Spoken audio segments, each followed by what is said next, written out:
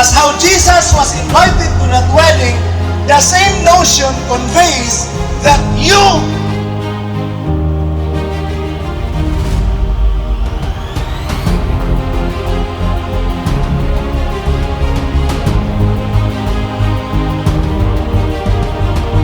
To our young people in Western Mindanao Conference, always remember this: you are precious in God's sight.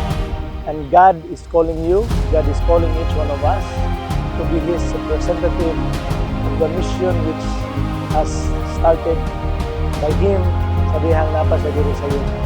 And always remember also na this mission, kanunay ginato ni siyang padayonon.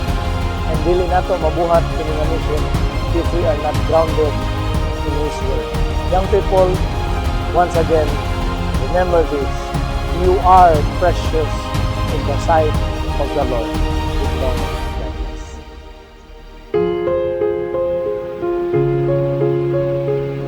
Ang atong nagakalayo, ang atong nagapaka, ang ato gayon.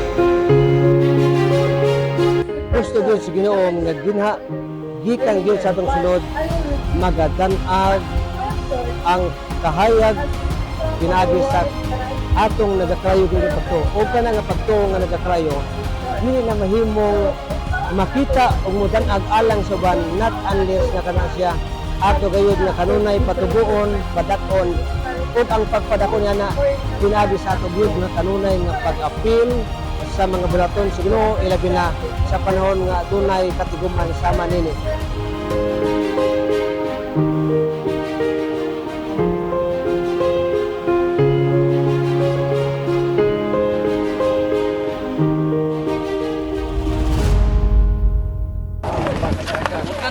Ba?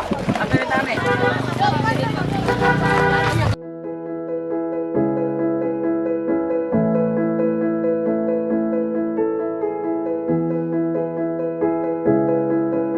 Ang preparation sa anong activity nga gitawag og regatta is that we prepare make tools para makahimo craft aron ibutang na mo sa water.